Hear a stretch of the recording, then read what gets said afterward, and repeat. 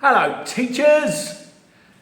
I thought I would share some of my experiences teaching in a government school in Thailand.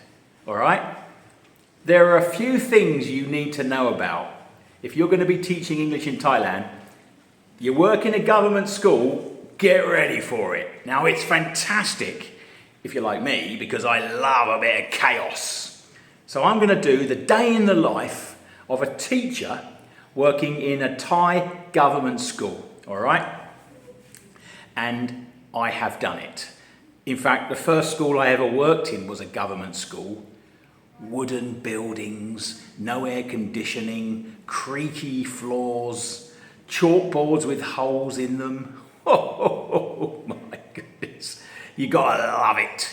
It was raw. Now, you get to school about 7:30, 7:45, and literally as soon as you walk into that car park and you park your scooter or your bicycle, you are literally inundated by kids high-fiving you. Hello teacher! You know, it's pretty mad. But like I said, it's chaos, and I love a bit of chaos. What's this called? Yadom, remember? I hope you saw the video.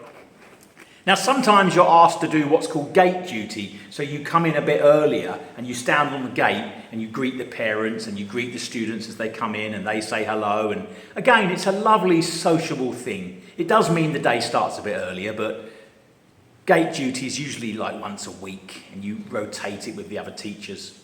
I enjoyed it. So you go to your teacher's room. Now the teacher's rooms are usually shared or just for the foreigners.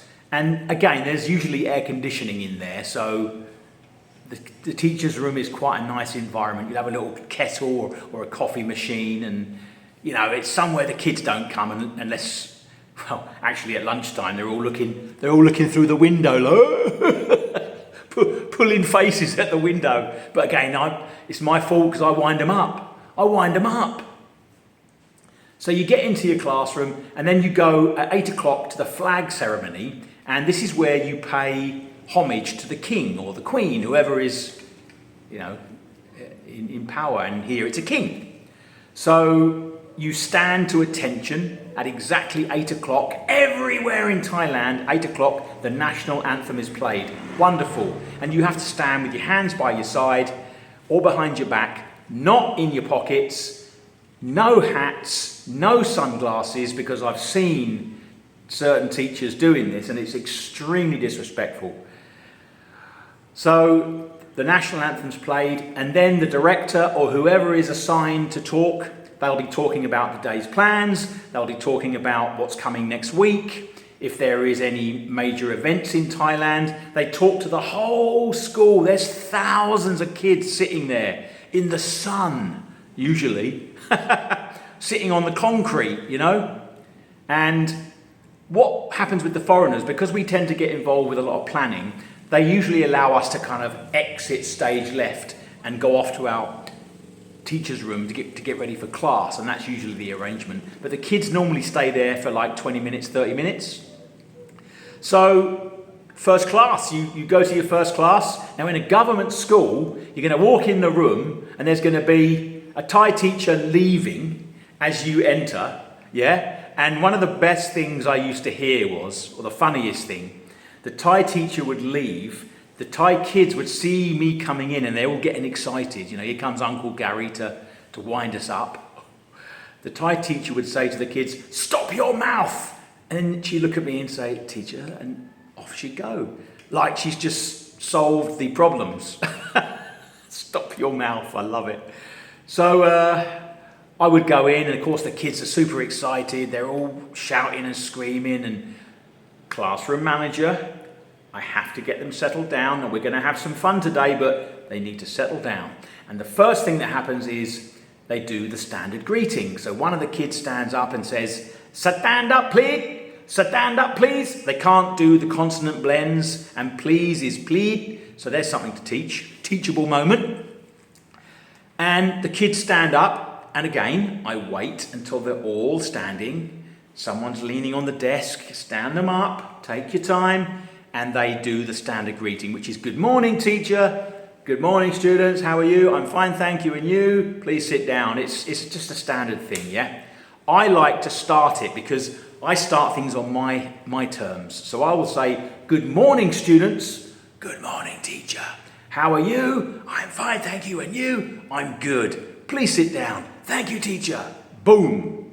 So that's the way I manage it because I want them to be under my control. You know, I'm the manager of the class. So they're sitting down and off we go. And in a government school, you're probably going to have between 5 and 6 classes a day. So the class is going to be like 50 minutes or an hour, usually 50 minutes. And when that class finishes, and the class can be full of like 50 or 60 kids. Yeah, it's a lot of kids to control. So I do a lot of teamwork, you know. So you rush into the next classroom, and what you'll find in the government schools is, like I said, there's going to be chalkboards, and there's holes in them, and sometimes it's just painted concrete. So when you're writing with the chalk, it's kind of it runs out within about 3 seconds. And the whiteboards have been used for so many years. They're all kind of stained blue and red and whatever other colour they've been using. So you're writing on these whiteboards, and they're all dry. And you know, the windows will be open because there's no air conditioning. There's a couple of fans spinning limply in the ceiling, not really doing a lot, in nearly 100% humidity and 34 degrees, probably 40 degrees in the classroom. I remember being in a classroom with a white shirt and you could see my nipples. It looked like someone had thrown a bucket of water over me. But again, that's my fault. I get a bit excited. Not excited, but I get a bit energetic. You know, I'm running about. And I get hot and I sweat. So the windows are open. Outside you can hear the cicadas. Shh, yeah? If it's a rainy day, it's a tin roof. You can't hear anything. It's brilliant. And the idea is you run from class to class, yeah? So you might have 3 classes back to back. So you finish that one, go to the next one, stop your mouth, in you go, out you go, next one, bag down, boom, boom, boom. But the thing is with the government school, if you're teaching primary, you might be repeating the same lesson over and over again, which I quite like. If you're teaching in a private school or an English program, you could be teaching science, math, English, all during the morning, which all need a separate lesson plan. But if you're teaching a government school with like 40, 50, 60 kids, and you're teaching jobs, hobbies, foods, you just repeat it through the day. So I like that because you can get better at what you're doing. So then, between those 3 classes, there might be a short break. They have a break, they all run about, and you can go and get a snack or a coffee, take a breather in the teacher's room, back out another class, and then it's lunchtime, and you go to the canteen again. Sometimes you sit with the kids because they say, teacher, sit down, teacher, sit down. So, you know, you sit down, but if you want a bit of privacy, there's usually a teacher's canteen, which is like this little pod of air-conditioned luxury, and the food is all laid out, and you just help yourself. It's absolutely beautiful. I mean, the food, my mouth's watering. The food is delicious, yeah? Really nice food. And you can also get snacks or buy some extra stuff. There's free water, free drinks as well. So you get well looked after, you get a free lunch. They say there's never a free lunch, but in Thailand there is, all right? And it's a good one. After lunch, back into the classroom again. Same thing. Cicadas, open windows. If it's windy, they're all flapping about. The kids are going mental. Oh, it's chaos, but I love it. I absolutely love it. I miss it, actually. I miss it.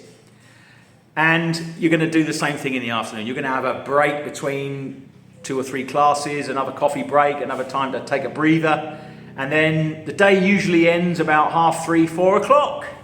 Yeah? And everyone goes home. And outside every government school, it's like an industry.